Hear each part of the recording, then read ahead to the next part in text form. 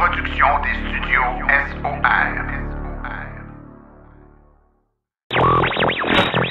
L'épisode de cette semaine est une présentation du garage Arleco.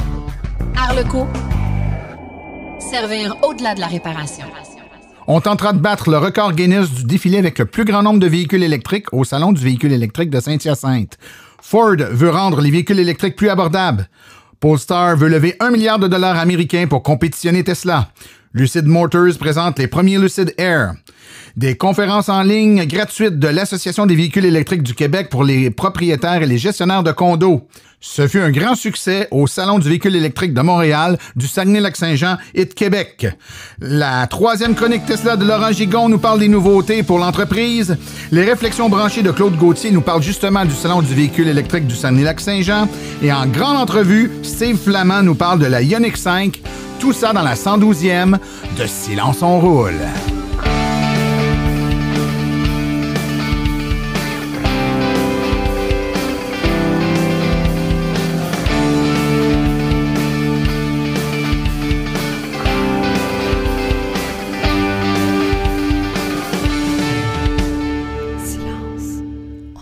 Bonjour tout le monde, mon nom est Martin Archambault et c'est avec passion et plaisir que j'anime Silence on roule, la balado-diffusion dédiée 100% aux voitures électriques. Silence on roule est également le fier partenaire de l'Association des véhicules électriques du Québec. J'espère que vous avez bien, que vous avez profité du 2 semaines qui séparent les épisodes réguliers de Silence on roule pour vous reposer un peu, prendre un peu d'air, l'air printanier. Moi, en tout cas, de mon côté, j'adore sortir dehors à l'automne. La lumière d'automne, la période des pommes, pour moi, c'est toujours une très belle période de l'année, même si on sait, dans le fond, que la grisaille et le temps froid s'en vient. J'essaie de mettre ça de côté puis de penser juste à la beauté de l'automne. On a la chance d'avoir cette saison-là ici au Québec, en tout cas. Notre épisode d'aujourd'hui, écoutez, comme d'habitude, fort chargé, mais on va mettre le focus, on va mettre le regard sur la Hyundai Ioniq 5, un modèle de véhicule qui fait jaser et qui attire les regards. On a eu la chance de s'entretenir avec les gens de Hyundai pour en parler, donc je vous invite à écouter cette entrevue, cette grande entrevue, un peu plus tard dans l'émission. Je veux vous parler d'une tentative pour battre le record Guinness du plus grand défilé de voitures électriques. Ça va avoir lieu lors du Salon du véhicule électrique de Saint-Hyacinthe. Je vous rappelle que le record existant actuellement du plus grand défilé de voitures 100% électriques est de 402 véhicules, un défilé qui était d'une longueur de 3,2 km. Alors, il y a un événement spécial qui s'appelle En route vers le record Guinness du plus grand défilé de voitures 100% électriques. Ça aura lieu le 24 octobre prochain à Saint-Hyacinthe de 8h30 à midi sur l'avenue José-Maria Rosel. Évidemment, pour y participer, vous devez vous inscrire. Évidemment, je vais mettre le lien là, dans la référence au podcast, mais si vous voulez le prendre en note, c'est jourdelaterre.org, donc jourdelaterre.org, /record, _monde, /inscription. Alors, c'est comme ça que vous allez pouvoir vous y inscrire et on va avoir une idée là, du nombre de participants qui seront sur les lieux. Donc, évidemment, vous pourrez également en profiter pour visiter le salon du véhicule électrique de Saint-Hyacinthe qui est au centre BMO là, à proximité. Donc, je vous rappelle, c'est le 24 octobre. Le tout organisé par Daniel Breton de Mobilité électrique Canada, Pierre Lucier du Jour de la Terre Canada, ainsi que Guy Lucier et Jean-Pierre Julien du Salon du véhicule électrique de Saint-Hyacinthe. Alors, sans plus tarder, je vous invite à aller tout de suite écouter les actualités dans le monde de l'électromobilité. Vous voulez des produits qui permettront d'augmenter la valeur de revente de votre véhicule? Chez Précision PPF Vitres teintées, nous sommes à votre service depuis 2015. Nos maîtres installateurs sont tous certifiés et ont plus de 17 ans d'expérience dans le domaine. Nous offrons un service de qualité inégalé quant à la protection par pierre, les soins nanocéramiques ainsi que les vitres teintées. Notre pellicule par pierre ultra résistante est invisible et conservera l'intégrité de votre véhicule tout en prévenant la rouille et en protégeant la peinture contre les débris de la route. Notre traitement nanocéramique possède un puissant effet hydrofuge et il préserve l'éclat et la brillance de votre peinture pour en faciliter l'entretien. Que ce soit pour votre voiture, votre résidence ou votre commerce, Précision PPF Vitres teintées est là pour vous offrir la multitude d'avantages qu'offre la teinte de vitre. Venez nous rencontrer au 1970 boulevard des Laurentides à Laval, Appelez-nous au 450-490-4488 ou encore venez visiter notre page Facebook Précision PPF Vitres teintées. Nous comblerons vos exigences tout en vous offrant la qualité que vous recherchez. Les actualités de cette semaine sont une présentation du Salon du véhicule électrique de Saint-Hyacinthe. Venez voir toutes les nouveautés dans le monde de l'électromobilité du 22 au 24 octobre au centre BMO de Saint-Hyacinthe.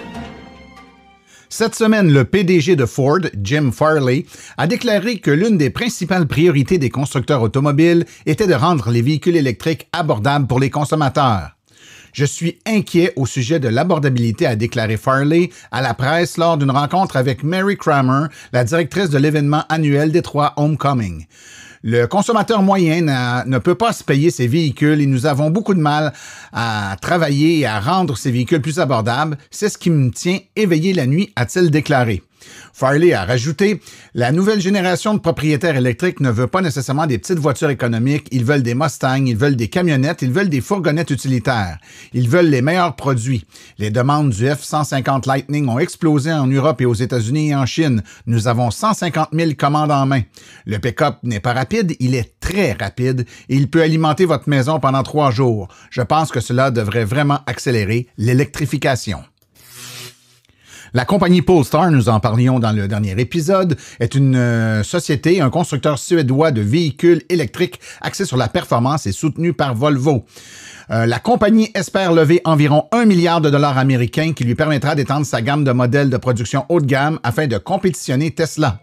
La société est basée à Gothenburg en Suède et qui a débuté ses activités avec les véhicules de course Volvo il y a plus de 2 décennies, a été convertie en tant qu'une société autonome de véhicules électriques en 2017. Elle a vendu 10 000 unités de ses voitures Premium Polestar 1 et 2 l'année dernière et a l'intention d'ajouter 3 nouveaux modèles et d'augmenter les ventes à 290 000 unités dans le monde d'ici 2025, une fois la fusion complétée avec Gores Guggenheim, une société d'acquisition spécialisée qui donnera à Polestar l'accès à 800 millions de dollars en espèces et jusqu'à 250 millions de dollars d'investisseurs privés. Selon les partenaires, cette entente permet d'estimer la valeur de Polestar à environ 20 milliards de dollars. Dans le cadre de sa production Preview Week, le constructeur automobile EV Lucid Motors a ouvert les portes de son usine de production AMP1 aux médias, aux investisseurs et aux détenteurs de réservation de son Air Dreams Edition pour présenter les premiers Air EV sortant de sa chaîne de montage. Lucid a annoncé que les livraisons devraient débuter fin octobre 2021. L'année dernière a été une année difficile pour Lucid Motors. C'est le fruit de 15 années d'efforts qui lui permettent de pouvoir enfin livrer son véhicule électrique phare, la berline Lucid Air. Lucid Motors a tenu les consommateurs en haleine concernant la Lucid Air, partageant constamment de nouveaux détails sur ses caractéristiques ainsi que sa progression vers la production. La berline Lucid Air, comme de nombreux biens et services au cours de la pandémie mondiale, a connu son lot de retard. Initialement prévu pour printemps 2021, Lucid a annoncé des retards de production repoussant la livraison des versions Dream Editions jusqu'à la seconde moitié de 2021. L'électrification des transports est à nos portes, mais une question primordiale, dis-je, demeure. Lorsqu'on habite en condo, où peut-on brancher nos véhicules électriques pour les recharger? Cette question est souvent posée par des copropriétaires habitant l'un des 350 000 logements en copropriété au Québec.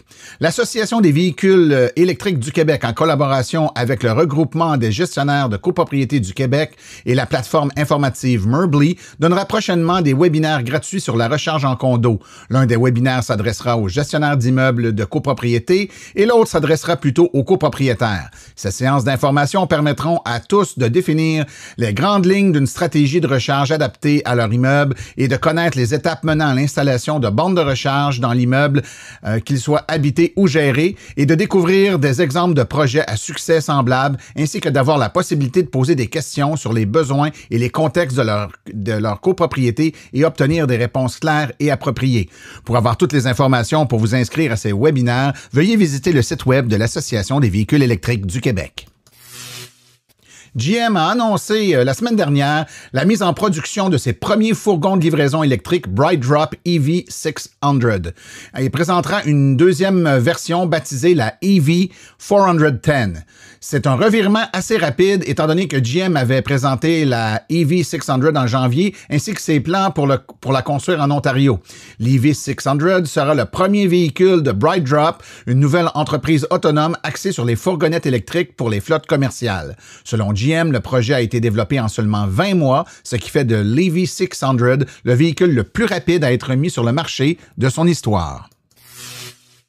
Le deuxième salon du véhicule électrique de Québec présenté par IA Services aux concessionnaires et coproduit par la Corporation Mobilis et par le Salon du véhicule électrique de Montréal a été un franc succès. Au grand total, plus de 9173 personnes ont franchi les portes d'Exposité afin de s'y informer et essayer et comparer tout ce qui touche à l'électrification des transports.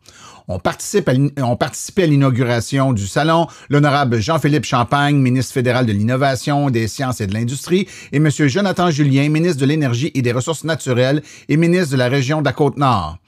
Nous sommes très satisfaits du nombre de visiteurs que nous avons accueillis au salon. Nous avons dépassé l'achalandage de l'édition 2019 et ce, malgré la pandémie. Cela démontre bien que la population est prête à envisager et à modifier ses habitudes en matière de transport, a rapporté M. Luc Saumur, promoteur du Salon du véhicule électrique de Québec. Tout au long du week-end, les visiteurs ont pu non seulement s'informer au sujet des véhicules présentés par les différents manufacturiers, mais également au sujet des solutions de recharge résidentielles qui peuvent être installées et des différents modes de transport électrique tels que les vélos, trottinettes, motos ou encore des scooters qui sont maintenant disponibles au grand public.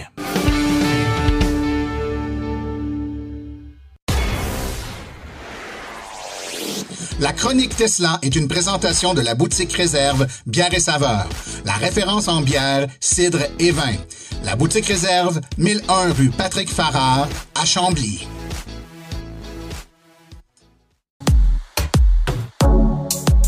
How do you plan a business where you know, the rocket business, you know some of these things are going to blow up on the launch pad? How does the business plan work? I don't really have a business plan. Chronique Tesla avec Laurent Gigon. Bonjour et bienvenue dans cette nouvelle chronique au cours de laquelle je vais vous parler des derniers développements dans le monde Tesla. Pour commencer, depuis le 18 septembre, le programme de recommandation a été suspendu.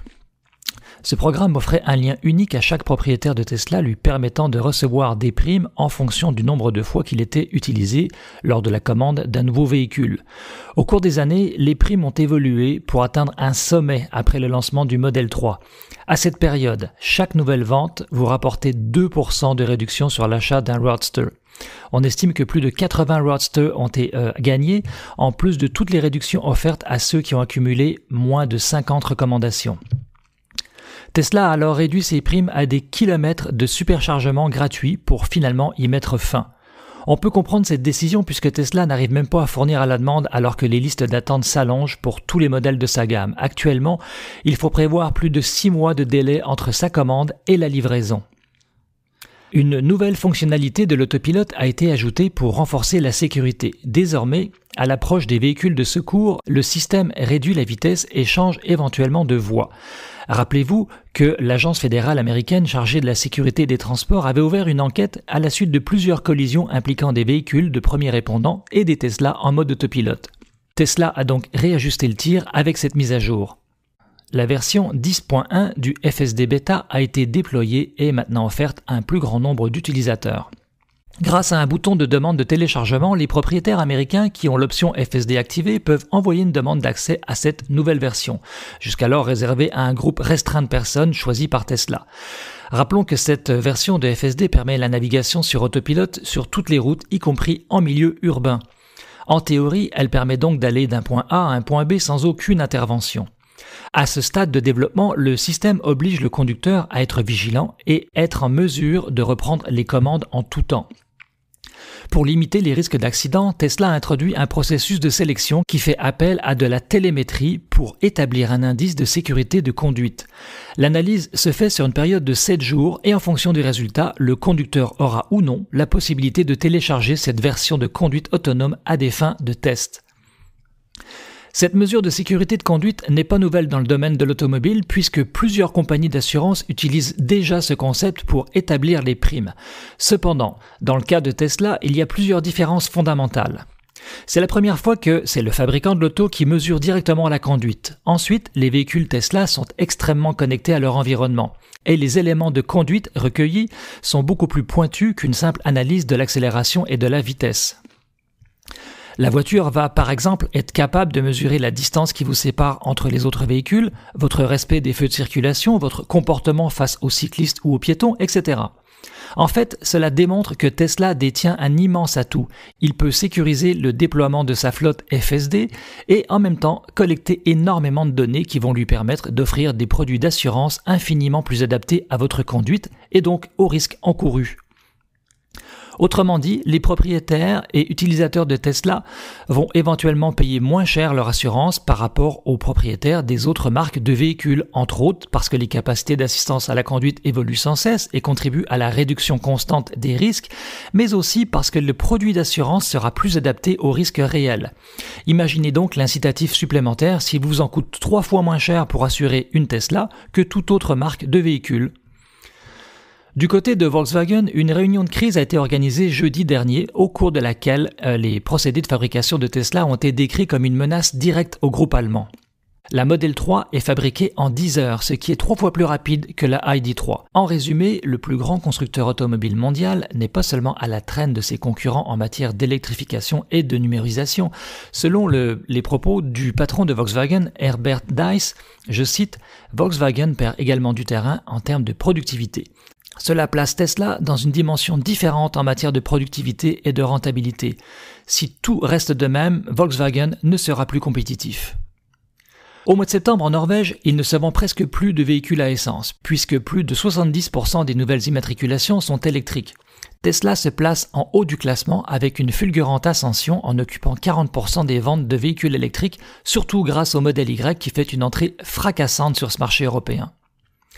Autre bonne nouvelle, on apprend que le volume de production a atteint un sommet historique. Entre le 1er janvier et le 30 septembre, Tesla a déjà produit 628 000 véhicules, soit déjà plus que les 500 000 pour toute l'année 2020 qui constituait déjà un record. On parle donc d'une estimation de production de 900 000 véhicules pour l'année 2021, soit une croissance prévue de plus de 80% par rapport à l'année précédente. Beaucoup se demandent comment Tesla arrive à produire plus de véhicules dans un contexte de pénurie de semi-conducteurs. La réponse est simple et complexe à la fois. Voici l'explication de Tesla.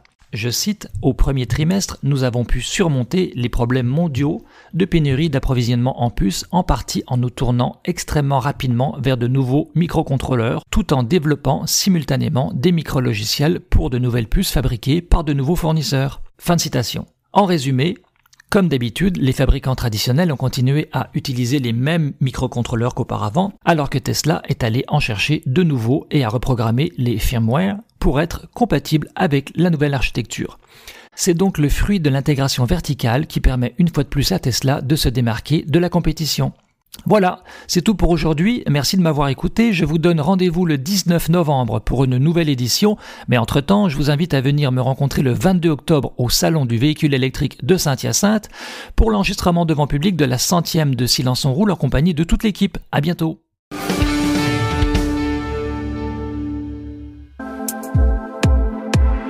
EV Born, à la maison, en condo. EV Born, vos subventions. EV Born, branché au travail. Hey Martin, on répète-tu trop le nom de la compagnie? Ou un petit peu trop, je la refais. Pour recharger, ça prend une borne de recharge et l'équipe de EV Born est à votre service. Pour vous brancher au commerce, à la maison ou au travail, composez le 418-866-0653.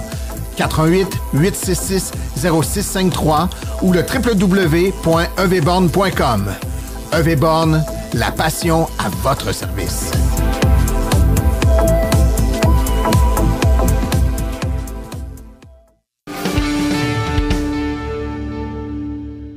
Alors, je suis présentement en compagnie de Steve Flamand, qui est directeur produit pour Hyundai Canada. Bonjour, Monsieur Flamand. Oui, bonjour Martin, ça fait plaisir. Ben, le plaisir est partagé et il va être partagé avec plusieurs centaines, voire milliers d'auditeurs parce que, évidemment, Hyundai fait jaser beaucoup de ce temps-là pour de bonnes raisons. Vous êtes une marque bien établie dans le monde des voitures électriques, la Ioniq, la Kona, qui circulent sur nos routes et qui ont fait le plaisir de leurs propriétaires. Mais là, vous avez un modèle qui s'en vient, qui a vraiment le spotlight dessus, puis on parle de la Ioniq 5. Les gens ont pu la voir mais de loin au Salon du véhicule électrique de Montréal. Beaucoup de curiosité. Parlez-nous un peu de cette Ioniq 5-là, donc qui est construite sur la plateforme EGMP. Parlez-nous donc de ça un peu, qu'on comprenne de quoi il s'agit. Oui, premièrement, merci de l'opportunité. C'est sûr que c'est un modèle qui est très anticipé. On a mis beaucoup d'emphase là, sur le développement de nos véhicules électriques. D'ailleurs, on est déjà deuxième au point de vue de vente là, au pays en véhicules électriques, puis on veut continuer d'aller de l'avant. Et puis, comme tu as mentionné, l'Ioniq 5 est sur notre plateforme là, globale qui est dédiée aux véhicules électriques, qui nous permet là, d'arriver sur le marché avec l'Ioniq 5 avec un véhicule là, qui est vraiment optimisé là, pour rencontrer toutes les normes là, du marché québécois au point de vue des attentes des véhicules électriques. Ouais. Le véhicule est présenté comme étant un VUS compact. Pour l'avoir vu en vrai, il impressionne. Il est vraiment plus gros. C'est-à-dire que physiquement, il est assez gros en vrai. Hein? Il y a certains VUS qui ont été présentés comme étant des gros VUS qui en réalité étaient un peu décevants côté taille. Vous, c'est un peu l'inverse. Il est vraiment d'une belle taille, là. Oui, même si on regarde au point de vue que le véhicule est optimisé là, pour les dimensions, même l'empattement de 3 mètres là, qui fait en sorte que c'est un véhicule, quand on regarde comme d'ailleurs à l'empattement, c'est aussi long que notre palissade qui est le plus gros véhicule qu'on vend. Donc, on a vraiment été capable d'optimiser grâce à avoir une plateforme dédiée pour nos véhicules électriques de s'offrir un véhicule de grosse taille et puis de jouer avec le langage de design pour lui donner le style là, qu'on est arrivé avec un marché, qu'un véhicule qui était quand même assez intéressant au point de vue du design. OK. On sait que le véhicule n'est pas encore disponible ici en Amérique, donc on ne peut pas aller le chercher puis le stationner dans notre driveway encore. Par contre, en Asie, en Europe, donc il y en a qui circulent, on a vu des vidéos, donc les gens ont commencé quand même à voir un peu de quoi le véhicule a l'air, puis je pense que ça a contribué beaucoup à faire une promotion. Là, maintenant, avec les réseaux sociaux puis l'Internet, les gens vont chercher l'information très, très, très vite. On sait qu'il va être disponible en plusieurs versions au Canada. Pouvez-vous nous décliner les différentes versions du véhicule qui seront disponibles?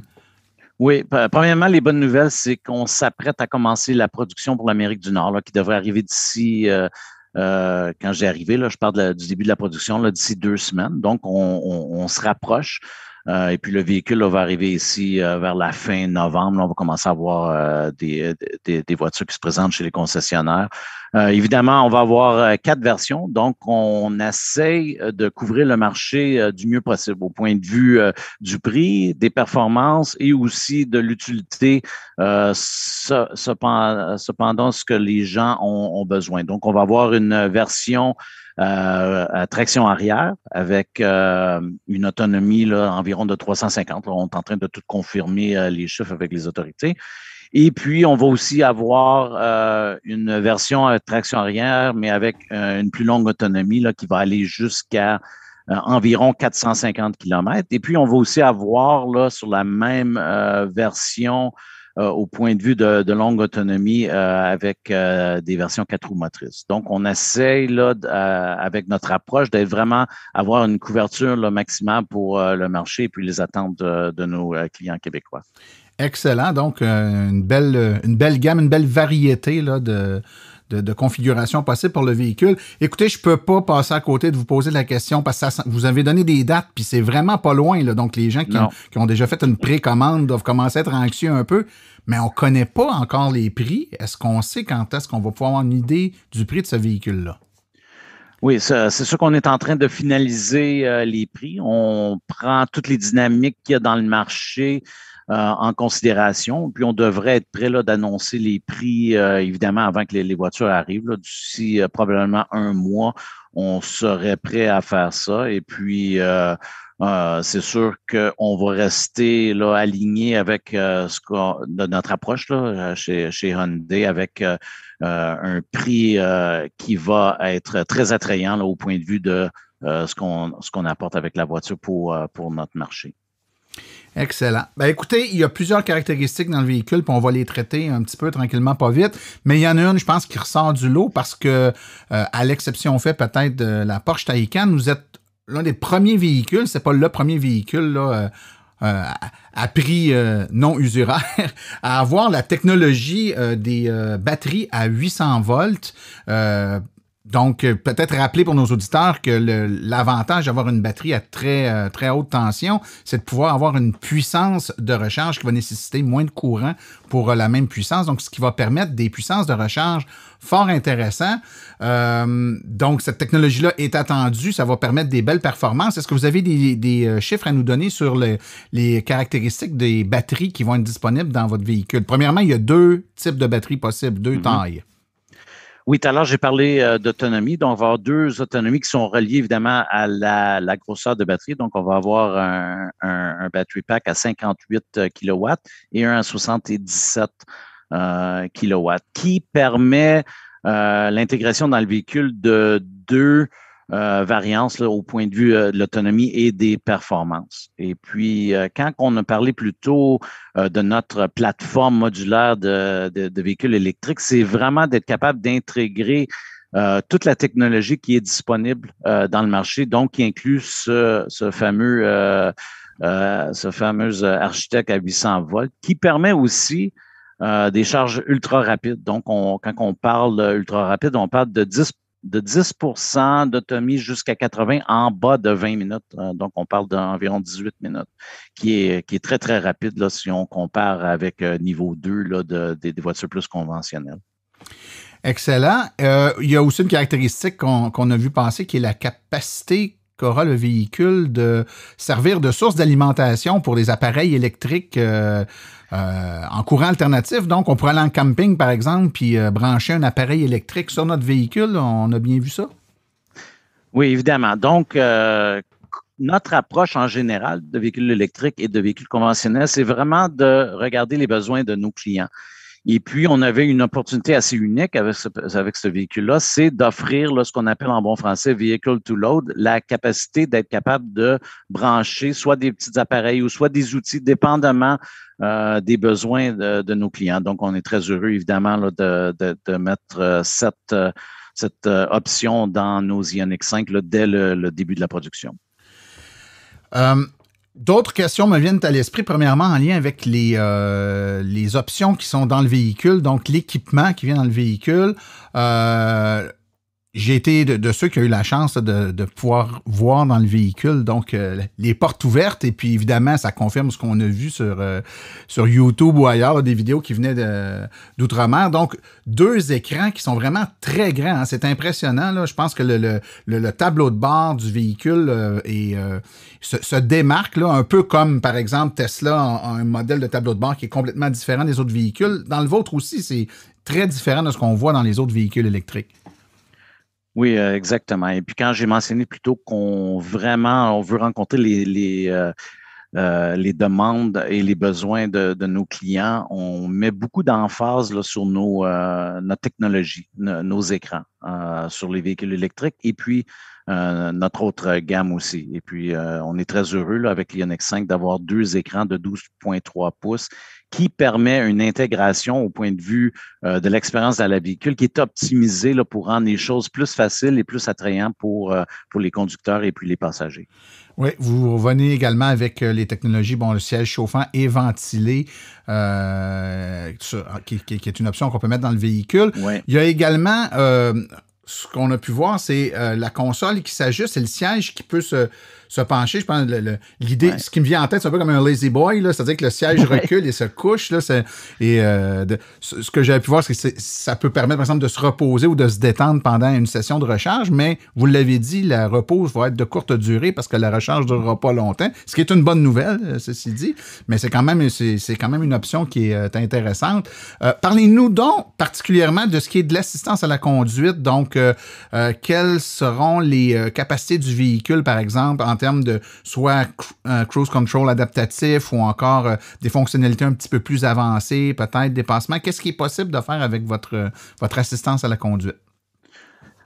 Oui, non, ça fait plaisir de parler. Puis ça fait aussi partie de notre écosystème de sécurité, si vous voulez, qu'on offre à nos clients, aux conducteurs. Donc, quand on pense à la compagnie Hyundai, aujourd'hui, on se pense vraiment d'une compagnie de technologie qui aussi offre des voitures. Donc, l'intégration de toute cette technologie-là pour rendre les véhicules plus faciles à conduire, plus sécuritaires, avec une intégration là, où c'est vraiment optimisé pour la conduite ou le temps qu'on passe dans nos voitures. Donc, on est heureux avec l'Ionix 5 d'introduire là, ce qu'on appelle Highway Driving Assist 2 qui permet d'avoir un système semi-autonomie comme qu'on voit dans plusieurs de nos autres véhicules, mais pour la première fois chez Hyundai, on va avoir des changements de voie automatiques.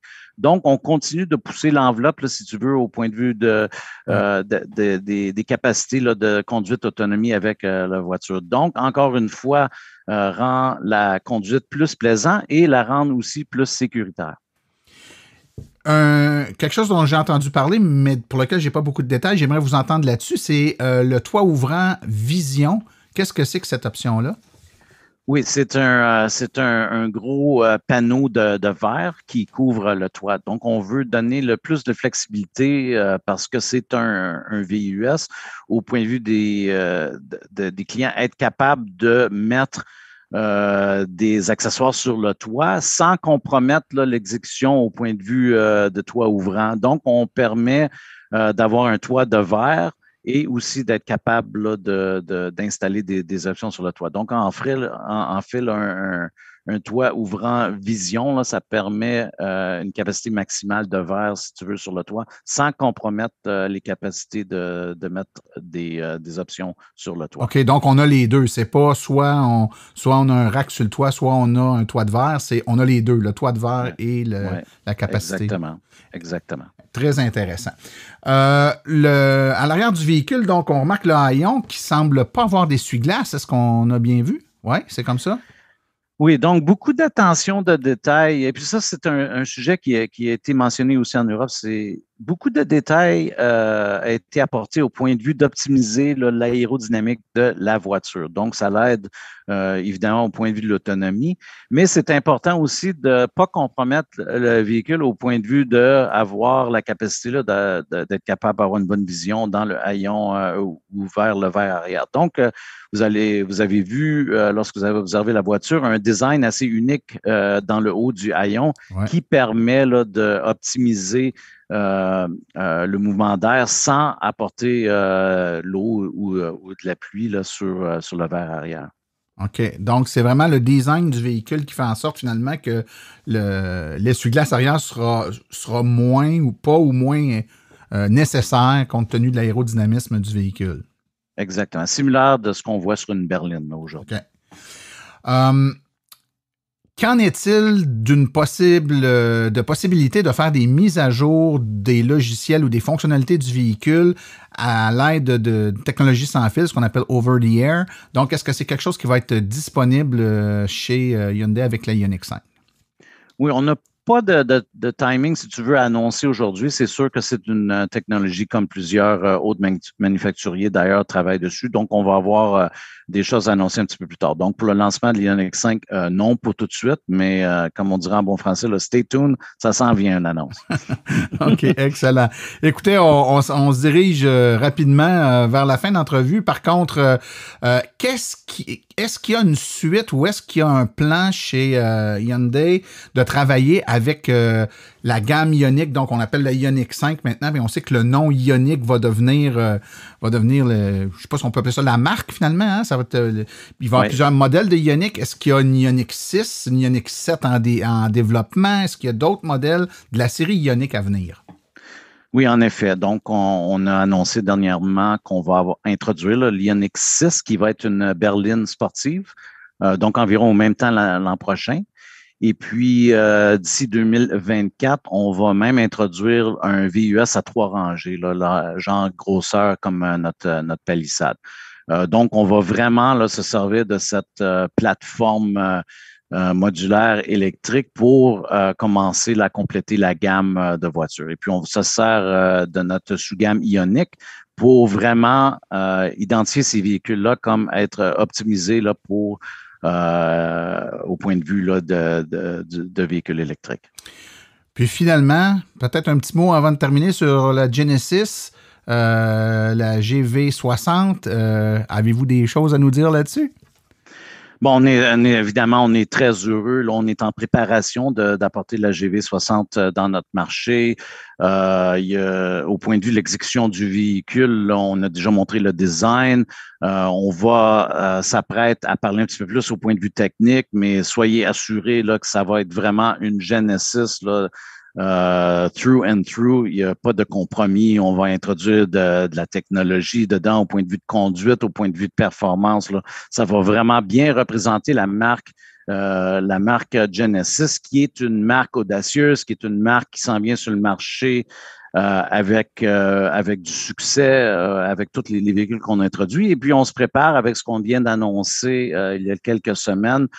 Tous nos nouveaux développements de véhicules chez Genesis après 2025 vont tout être électriques. Ouais. D'ici 2030, on va vendre juste des voitures électriques. Donc, très audacieux. On veut continuer avec le momentum qu'on a, qui est la marque qui est en pleine croissance, avec la plus grosse croissance au pays. Donc, beaucoup de belles choses qui s'en viennent chez Genesis. Ben, on va suivre ça de très près, puis je suis persuadé que nos auditeurs aussi. Monsieur Steve Flamand, directeur des produits chez Hyundai Canada, merci beaucoup pour votre temps aujourd'hui. Merci, Martin. Ça m'a fait très plaisir.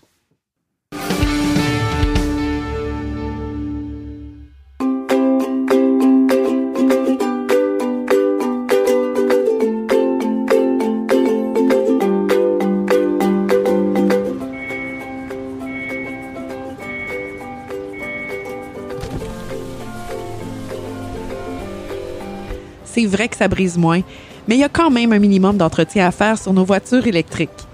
Quand est venu le temps de faire l'entretien de mon véhicule, j'ai choisi de faire confiance à l'équipe d'Arleco plutôt que le concessionnaire. Ça fait maintenant 3 générations que cette entreprise familiale chouchoute nos voitures et ils ont été parmi les premiers à s'engager activement dans l'électrification des transports tout en adoptant des procédures et des produits sains pour l'environnement. Avec ses techniciens spécialement formés à l'entretien et réparation des voitures hybrides et électriques, Arleco nous offre aujourd'hui la même qualité de service sur nos VE qu'elle a toujours livré depuis bientôt 40 ans. De plus, chez Arleco, j'obtiens 10 % de rabais sur la main-d'œuvre et les traitements anti-rouille avec ma carte membre hors de l'AVEC. Arleco Génération 3, 8470 Boulevard Parkway à Anjou, 514-352-1446 ou arleco.ca. Arleco, servir au-delà de la réparation.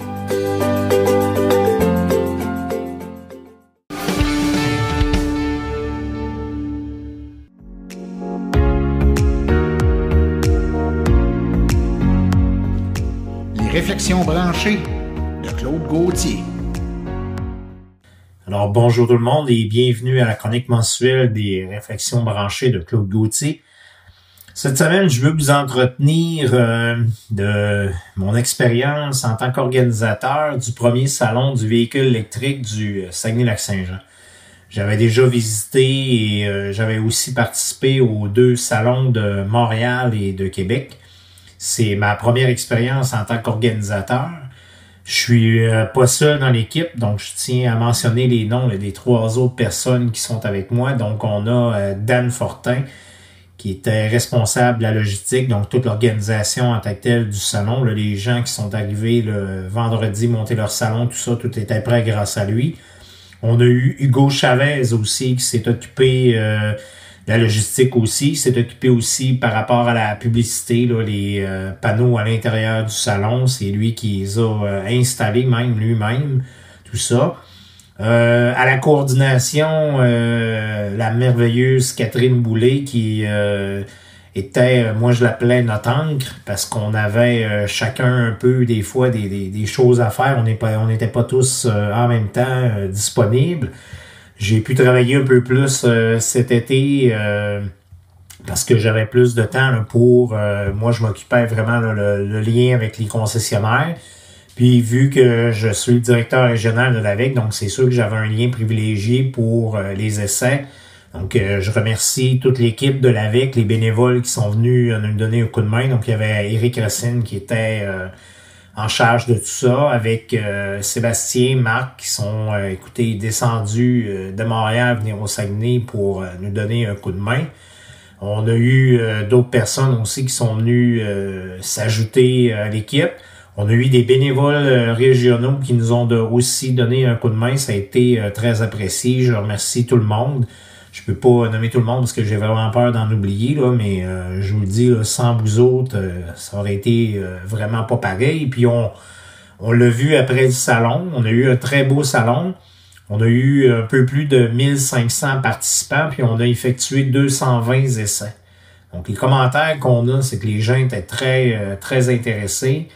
Et la partie, le volet, donc les essais de véhicules électriques ont vraiment bien fonctionné. Moi, je l'ai vu la semaine après, parce qu'il y a certains concessionnaires qui avaient plus de demandes pour avoir un véhicule électrique.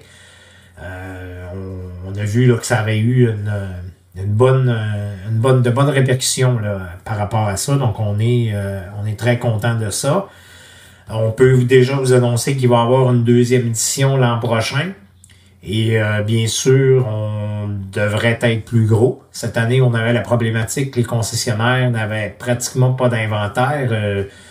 On a eu 2 concessionnaires seulement qui ont pu participer. Mais on a été quand même chanceux parce qu'on a une gang de crinqués. Donc les gens, on a eu des gens qui nous ont passé. Écoutez, on avait un véhicule qui avait même pas une semaine, là, qui était à côté de mon kiosque, une Mackie, qui était pratiquement neuve. On a eu beaucoup de personnes qui sont venues pour les essais puis qui nous ont passé leur véhicule qu'on a pu mettre à l'intérieur des salons. Je remercie aussi Martin Archambault qui est venu nous faire une belle conférence. Patrick Derry et moi j'étais là aussi, donc ça a été apprécié là, des gens qui étaient là. Donc on a eu un beau salon. On espère en avoir encore un plus beau l'an prochain. On invite tous ceux qui n'ont pas pu venir nous voir pour diverses raisons l'année prochaine de venir nous voir. C'est un beau petit salon régional. Les gens étaient... c'était vraiment le fun. Là. Moi, j'ai vu aussi, puis je sais qu'il y en a d'autres qui me l'ont dit. On a un changement de mentalité. On a déjà fait des essais. Écoutez, j'ai déjà eu des gens qui sont arrivés à 10 heures le matin pour quasiment me traiter de fou, là, que ça n'avait pas de bon sens des véhicules électriques dans notre coin. Alors que là, les gens venaient, étaient intéressés, posaient des questions, voulaient savoir comment ça fonctionnait. Donc, très intéressant de ce côté-là. Donc, je remercie encore tout le monde qui ont pu nous donner un coup de main. Puis, on se dit à l'année prochaine.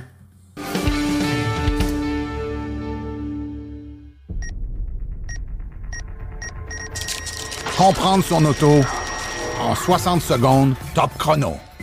Une question qui revient souvent, c'est « Je suis sur le point de m'acheter une voiture électrique, j'ai pas de borne de recharge, est-ce que je devrais m'en acheter une? Et si oui, quelle marque? » Vous comprendrez qu'avec une voiture électrique, une borne de recharge est plus qu'essentielle. Souvent, avec les véhicules, ce qui est fourni, c'est une borne de dépannage niveau 1. Et au Québec, avec notre climat et la grosseur des batteries aujourd'hui, c'est pas suffisant. Ça prend une vraie borne de recharge niveau 2. Évidemment, si ce que le manufacturier vous donne avec la voiture, c'est déjà une borne niveau 2 à 240 volts, ben vous pourriez vous dépanner ou utiliser cette dernière qui va fonctionner très bien, quoique généralement pas aussi robuste qu'une vraie borne de recharge qu'on va acheter en bonne et due forme. Maintenant, en ce qui a trait à la marque, vous avez l'embarras du choix, mais de grâce, prenez des produits québécois, plusieurs bonnes marques fabriquées au Québec, des matériaux qui résistent à nos climats et beaucoup plus d'agréments lorsque vient le temps de faire réparer avec un service à la clientèle local et de qualité.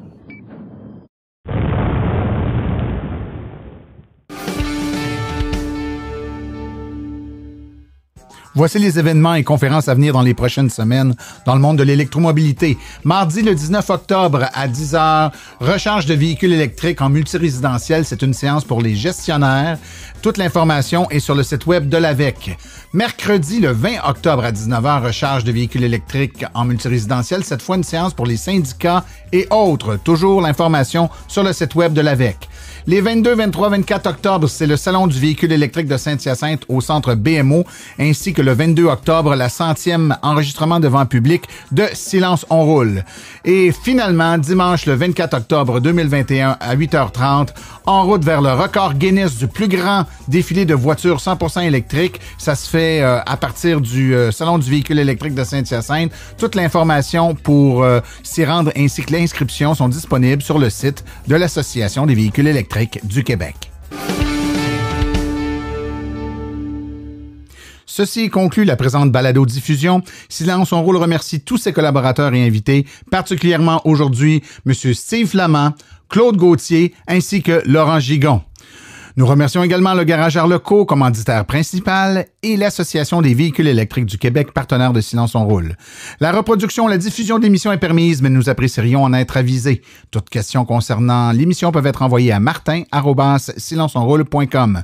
Pour les questions générales regardant l'électromobilité ou l'association, veuillez plutôt écrire à info@aveq.ca.